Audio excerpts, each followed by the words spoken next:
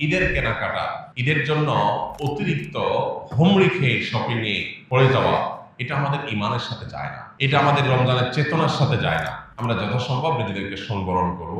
আর ঈদের শপিং যদি করতে যাই, আমার আশেপাশে থাকা বহু মধ্যবিত্ত, নিম্ন মধ্যবিত্ত, বহু গরিব, অভাবী, অসহায় মানুষ আছে যারা মানুষের কাছে হাত পাততে পারে না। তাদের বাসা বাড়িতে বহু তিন পরিবার আছে, বহু বাচ্চাহারা বাবা আছে, বহু মা হারা বাচ্চা আছে, বাবা হারা বাচ্চা আছে। তাদেরকে আমরা এই ঈদ উপলক্ষে আমার বাচ্চাদের সাথে সাথে তাদের জন্য আমরা শপিং করার চেষ্টা করব।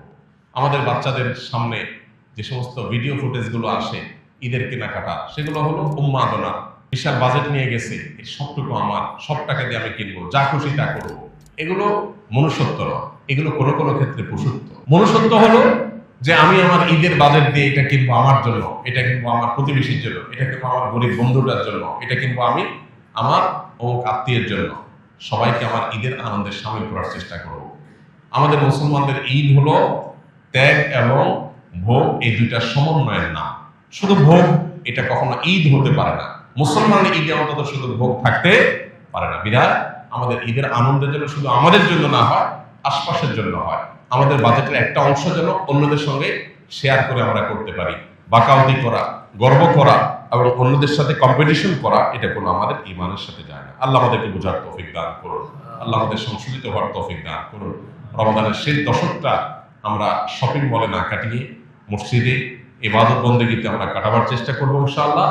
এবং ঈদ প্রকৃত অর্থে তাদের জন্যই যারা ইবাদত বন্দেগী সঠিকভাবে করতে পেরেছে। ভাইরা আমার, রমজান শেষ হয়ে আসছে, আমরা রমজানের শেষ দশকে এনে কামল করবো ইনশাআল্লাহ। প্রতিদিন একটিবার হলেও চোখের পানি ফেলে আল্লাহ রাব্বুল আলামিনের কাছে ফিলিস্তিনের নির্যাতিত মানুষগুলোর জন্য দোয়া করব।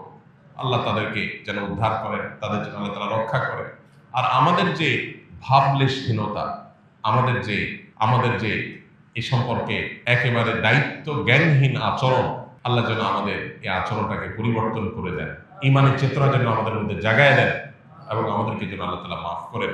আমাদের ভাই বোনদেরকে যেন আল্লাহ তাআলা সান্ত্বনা নসিব করেন, তাদের কষ্টকে আল্লাহ যেন দূর করে দেন, তাদের মৃতদেরকে আল্লাহ শহীদ হিসাবে কবুল করে নেন, তাদের জীবিতদেরকে আল্লাহ তাআলা শক্তি সামর্থ্য দান করেন, মুসলিম শাসকদের ঈমানের শক্তি আল্লাহ তাআলা শানিত করে দেন, তাদের ঈমানের দায়িত্ব পালন করার তৌফিক দান করুন।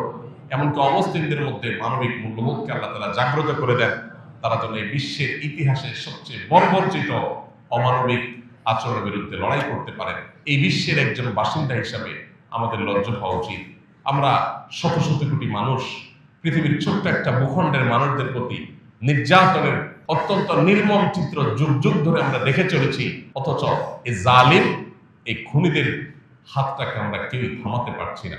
এই পৃথিবীর বাসিন্দা হিসাবে আমাদের জন্য এটা সবচেয়ে বড় লজ্জা, সবচেয়ে বড় আমাদের জন্য আফসোসের এবং সবচেয়ে বড় অনুতাপের। আল্লাহ তাআলা আমাদের এই অক্ষমতাকে মাফ করে দিন, আমাদেরকে আল্লাহ তাআলা সক্ষমতা অর্জন করার তৌফিক দান করুন।